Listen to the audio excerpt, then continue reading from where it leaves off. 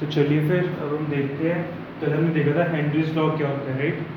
तो आज हम देखते हैं हेनरीज लॉ ख़त्म कहाँ पे आके होगा, कहाँ पे मैं उसे यूज़ नहीं कर सकता, या फिर कहाँ पे आके उसकी लिमिटेशंस आ गई। ये चीज़ हमने देखनी है अब। तो मेजरली क्या होता है फिर, सबसे पहली चीज़, अगर हमारा प्रेशर चेंज हो गया, अगर मैं तो बहुत ही हाई प्रेशर वाली जगह पे चला गया, फॉर एग्जांपल मैं पहाड़ों में चला गया, वहाँ पे क्या होता है कि प्रेशर बहुत हाई होता है, ठीक है। उससे क्या होता है, जो गैसेस होती है, हेनरीज लॉ क्या होता है, हेनरीज लॉ कंप्लीटली गैसेस पे वर्क करेगा, ठीक है। कंप्लीटली गैसेस पे वर्क करता है, लेकिन दिक्कत क्या आएगी, जब हमारा प्रेशर हो गया हाई, तो जो गैसेस होती है वो अपनी इक्विलिब्रियम से शिफ्ट हो जाती है, ठीक है। अगर गैसेस, मुझे पता है कि जो कार्बन डाइऑक्साइड उसे यहाँ पे होना चाहिए, लेकिन हाई प्रेशर पे जाके जो कार्बन डाइऑक्साइड गैस है वो स्टार्ट ही यहाँ से हो रही है उसका इक्विलिब्रियम, तो मेरी सारी की सारी स्टडी खराब हो जाएगी, जो लॉ मुझे वैल्यूज देगा वो सारा कुछ खराब हो जाएगा, ठीक है। तो गैसेस क्या करती है, वो अपने ओरिजिनल बिहेवियर से डिविएट कर जाएंगी, ठीक है। या फिर जब हाई प्रेशर लगाते हैं गैसेस के अंदर, जैसे हम एग्जांपल लेते हैं उसकी इंजेक्शन की, ठीक है। अगर मैं इंजेक्शन की एग्जांपल लूँ, हम इंजेक्शन को नीचे दबाते हैं, अगर उस यहाँ पे गैस लगी हुई है, इंजेक्शन को नीचे दबाया, गैस लगी, तो गैसेस क्या करती है, उसके मॉलिक्यूल्स पास पास आने लग जाएंगे और गैसेस लिक्विफाई होती हैं। लिक्विफाई होने की वजह से क्या होता है, उनका बिहेवियर फिर से चेंज हो जाता है बिल्कुल। तो जो बिहेवियर मुझे ऑलरेडी पता है, जो टेक्स्ट बुक बिहेवियर होना चाहिए, वो नहीं रहता, इसलिए हम हेनरीज लॉ लगा नहीं पाते फिर उन चीज़ों पे, ठीक है। दूसरी चीज़, अगर गैसेस बहुत ज़्यादा रिएक्टिव है, रिएक्टिव होने का मतलब क्या होगा कि उन्हें मैंने सॉल्वेंट में डाला, होना क्या चाहिए था, सिर्फ वो डिसॉल्व होनी चाहिए थी आपस में, कोई रिएक्शन नहीं होनी चाहिए थी, लेकिन वो आपस में रिएक्ट कर गई सॉल्वेंट के साथ। तो जैसे नाइट्रोजन को मैंने सॉल्वेंट के अंदर डाला, मान लो पानी के अंदर, तो नाइट्रोजन और हाइड्रोजन ने मिलकर अमोनिया गैस बना ली, वो तो बिल्कुल अलग गैस आ गई। मैं स्टडी कर रहा हूँ नाइट्रोजन गैस की, लेकिन बन वहाँ पे अमोनिया गैस गई, तो इसकी वजह से ये इन चीज़ों में दिक्कत आ जाती है। तो इसलिए क्या होता है फिर, they might react with solvent and form other compounds and not show simple physical dissolving, जो सिंपली डिसॉल्विंग होनी चाहिए वो नहीं शो करती। उसकी वजह से क्या होता है, जो सॉलिबिलिटी होती है, जो सॉलिबिलिटी मुझे पता थी ये होनी चाहिए, वो चेंज हो जाती है और हेनरीज लॉ सारा का सारा खराब हो जाता है। उसके बाद टेम्परेचर चेंज, अगर मैं बहुत ही ज़्यादा हाई टेम्परेचर पे जाता हूँ, अगर मुझे पता है कि मेरी सॉलिबिलिटी लीनियरली बढ़नी चाहिए ऐसे करके, लेकिन हाई टेम्परेचर पे क्या होने लग जाएगा, वो नॉन लीनियरली बढ़ने लग जाएगी ऊपर को, कभी कम कभी ज़्यादा, ऐसे करके बढ़ने लग जाएगी। फिर उसमें फिर से क्या दिक्कत आ गई, जो फिक्स्ड पैटर्न मुझे पता था वो नहीं होगा गैसेस का।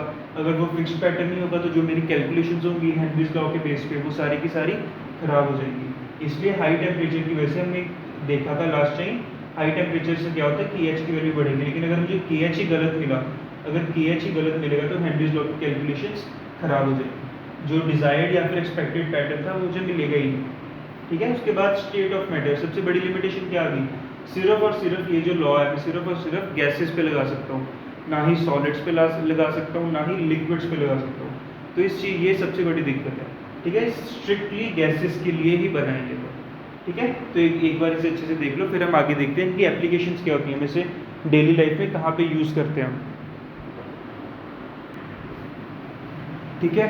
अब हम देखते हैं हेनरीज लॉ की एप्लीकेशन डेली लाइफ के अंदर। हेनरीज लॉ क्या होता था कि हम गैस की सॉलिबिलिटी पे वर्क करता था, कि गैसेस कैसे अपने आप को लिक्विड्स के अंदर सॉलिड डिसॉल्व कर लेती है, ठीक है। वो चीज़ हमने देखनी है। अब सबसे पहली चीज़ यूज़ होती है, बहुत ही common, soft drinks, Limca, Fanta, Coca Cola, जब हम उनकी बॉटल ओपन करते हैं तो फिज़ बाहर आती है, वो क्या होता है, तो जब ये सॉफ्ट ड्रिंक्स को पैक किया जाता है, इन कार्बोनेटेड बेवरेजेस को पैक किया जाता है, कैसे पैक किया जाता है, इन्हें बहुत ही हाई प्रेशर के अंदर, इनके अंदर कार्बन डाइऑक्साइड गैस डिसॉल्व की जाती है। ज़्यादा प्रेशर मतलब ज़्यादा डिसॉल्विंग, तो गैस बड़ी अच्छे से कोल्ड लिक्विड के अंदर डिसॉल्व होती है, वो उसे क्या करती है फिर इंटैक्ट रखती है, ठीक है। फिर इससे क्या होता है, ज़्यादा प्रेशर, जब सील्ड बोतल होती है, जब बॉटल बंद होती है, तो ज़्यादा प्रेशर, ज़्यादा सॉलिबिलिटी और ज़्यादा फिज उसकी वजह से बनती है। तो जब हम बोतल को ओपन कर देते हैं, प्रेशर एकदम से कम होता है, सॉलिबिलिटी कम हो जाती है, कार्बन डाइऑक्साइड गैस एस्केप कर जाती है, इसलिए हमें फिज की साउंड आती है, ठीक है।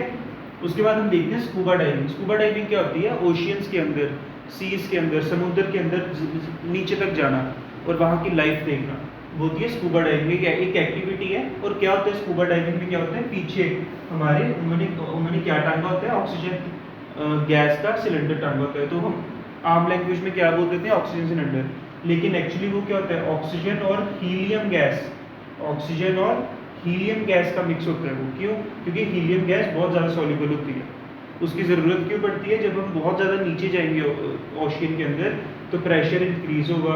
प्रेशर इंक्रीज होने से क्या होता है, सॉल्युबिलिटी बढ़ गई। सॉल्युबिलिटी बढ़ने की वजह से क्या होगा, जो नाइट्रोजन गैस होगी वो हमारे ब्लड के अंदर डिजॉल्व हो जाएगी। तो जब इंसान एकदम से जब ऊपर आएगा तो प्रेशर जब डिक्रीज होगा तो नाइट्रोजन गैस एस्केप करने की कोशिश करेगी, जिससे क्या होगा, ब्लड के अंदर बबल्स बन जाएंगे।